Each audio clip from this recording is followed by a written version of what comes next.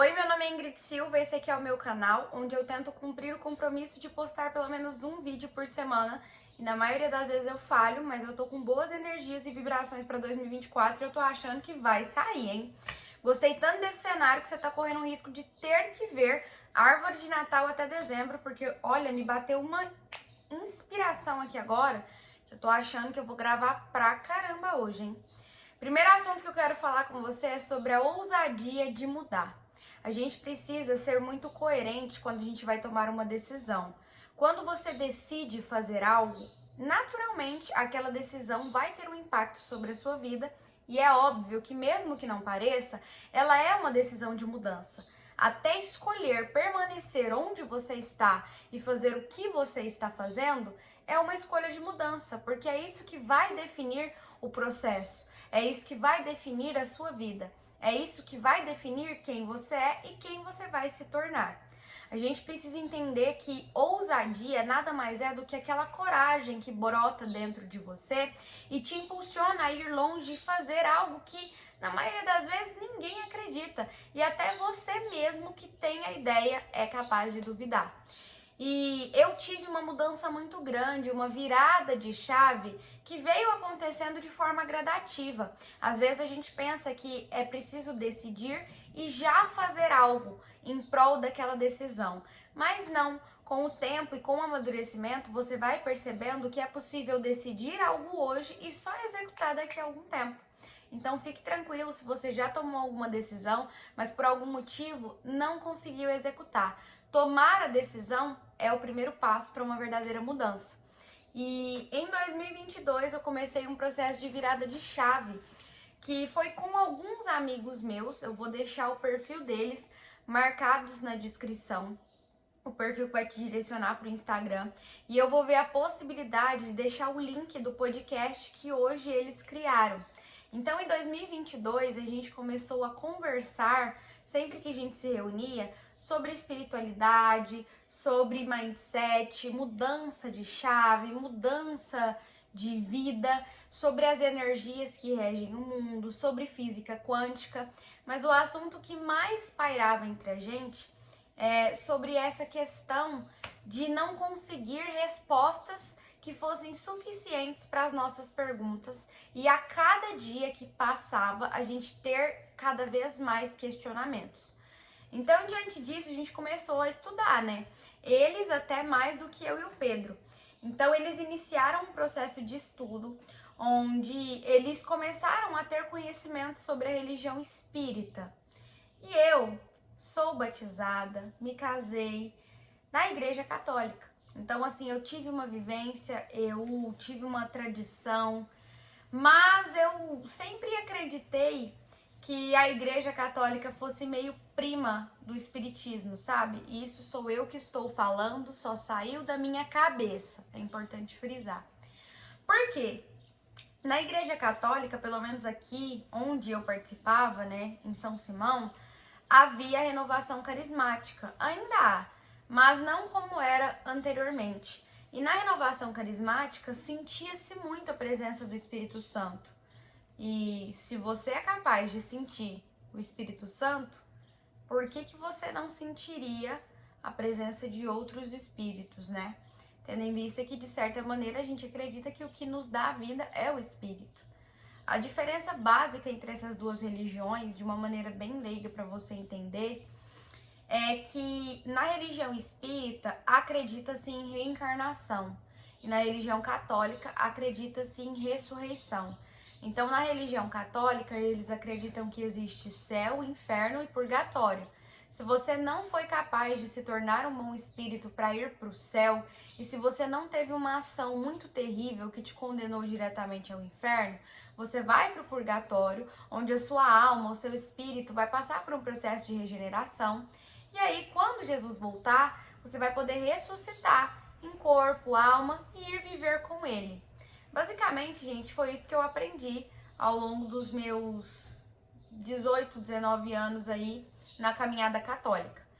Em contrapartida, no Espiritismo, eles já acreditam que Deus é tão misericordioso e tão justo que ele não vai te condenar a um lugar, ele vai te dar a oportunidade de mudar constantemente.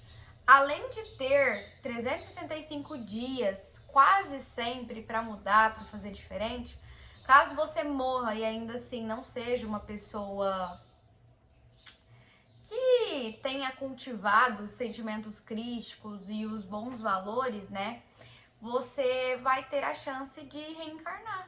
Às vezes ter que passar por alguma prova ou por alguma expiação para poder de fato reestruturar o seu espírito, a sua alma e ser uma pessoa melhor, ser um espírito cada vez mais puro, ser uma pessoa cada vez melhor. Então, dito isso, né, a religião espírita veio sanando diversas dúvidas que outrora eu tinha. E quando eu era pequena, né, eu fui ao centro. Então, houve um tempo em que a minha família frequentou o centro. E eu fiquei lá, eu ia lá, eu participava das reuniões, eu tomava o passe. Só que depois eles pararam e eu parei também. E aí eles foram efetivamente católicos. E eu também. Eu cantei na igreja, eu fui coroinha, eu fiz primeira comunhão, eu fiz crisma, eu me casei na igreja. E diante disso, diante das dúvidas que permeavam o meu coração e das coisas que eu ia lendo, eu tive cada vez mais curiosidade pela religião espírita e hoje eu acho que eu de fato me encontrei.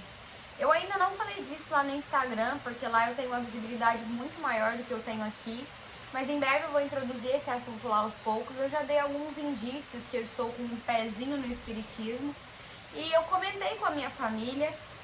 Eu era ministra da Eucaristia, até de fato resolver, né, o que eu queria da minha vida. Eu saí por outros motivos que não tem nada a ver com ter descoberto algo novo. Ao contrário, eu permaneci lá, mesmo depois de uma série de coisas ruins e negativas que eu enfrentei quando eu resolvi ser ministra da Eucaristia. E aí eu resolvi deixar, né, esse cargo, né, que na igreja é quase um cargo, e ainda assim continuei frequentando. Então essa mudança, esse mindset, ele veio só depois. E depois de ter conhecido o espiritismo, eu conheci um pouco sobre a Mente e o Cadu, que já foram base para diversas reflexões que tem aqui nesse canal. Eu conheci eles por acaso. Eu vi um post no Instagram que falava assim: se você quer se tornar uma pessoa de alta performance, você não pode deixar de seguir esses perfis. Um dos perfis que estava lá eu já seguia, que era o perfil do Joel J. E os outros perfis eu não me identifiquei muito, sabe? Eu achei meio blé. E aí eu olhei o da Mente do Cadu e vi a foto deles e falei, gente, na época era só o perfil dela, sabe? Era perfil Mendy Tomás, se eu não me engano. E aí eu achei ela muito bonita.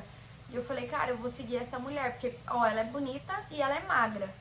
Então, assim, alguma coisa ela pode acrescentar na minha vida. E aí, gente, quando eu entrei, quando eu comecei a seguir, foi despejada uma gama de conteúdo na minha cabeça que eu falei, o que é isso? Como que esse conhecimento estava disperso pelo mundo e eu nunca tinha me deparado com ele? Sério, eu fiquei assim, abismada, feliz e abismada, porque esse conhecimento ele foi capaz de mudar a minha vida, mudar a minha história. Dentre todas as coisas incríveis que eu aprendi com eles, uma das coisas que mais me fascinou foi o conceito de que você é capaz de criar a sua própria realidade. Desde que eu aprendi isso, eu comecei a valorizar cada vez mais os meus pensamentos e entender que tem muita coisa que a gente faz porque a gente pensou antes. Mesmo que a gente ache que não, a gente criou aquilo. Então é sobre ter cuidado com o seu consciente, mas também com o seu inconsciente. E eu digo que assim, desde que eu conheci eles, a minha vida alavancou. E o meu esposo costuma dizer que a gente, como se fosse uma chave, né? A gente deu um quarto de volta quando a gente teve acesso ao conhecimento do espiritismo diante do Starley da Jaqueline. E a gente finalizou a virada da chave quando a gente conheceu a Mente e o Cadu. Então, assim, é sobre você sincronizar os conhecimentos que você tem, é sobre você ter ousadia para definir o que faz sentido para você, é sobre você dominar os seus próprios pensamentos, as suas próprias crenças e entender que ninguém tem que te influenciar, a não ser que você queira. Então, assim, esse papo de ter que nascer e morrer numa religião porque os seus pais queriam, isso acabou. Hoje em dia a gente tem liberdade, a gente pode ser livre. E eu desejo que em 2024 você encontre a ousadia que você precisa para mudar qualquer área da sua vida. E que isso possa te transformar. Eu prometo estar aqui sempre tentando compartilhar com vocês os conhecimentos que me vêm sendo transmitidos. Enfim, sempre bom estar por aqui. Espero que você tenha gostado desse vídeo. Provavelmente ele é o 1º de janeiro, mas pode ter certeza que vai vir um por semana. Tá na minha agenda. Daqui a pouco eu vou finalizar o preenchimento das minhas agendas. Nós vamos falar sobre isso também aqui. E eu tenho certeza que nossas vidas irão mudar. Daqui pra frente, meu bem, é só pra cima. A gente vai caminhar e vai chegar nos nossos objetivos. Tenha um excelente dia, muito obrigada por estar aqui, assista os outros vídeos desse canal. Se você quiser fortalecer o canal, tem o Pix na descrição. Curte e compartilha com seus amigos. E também me segue no Instagram.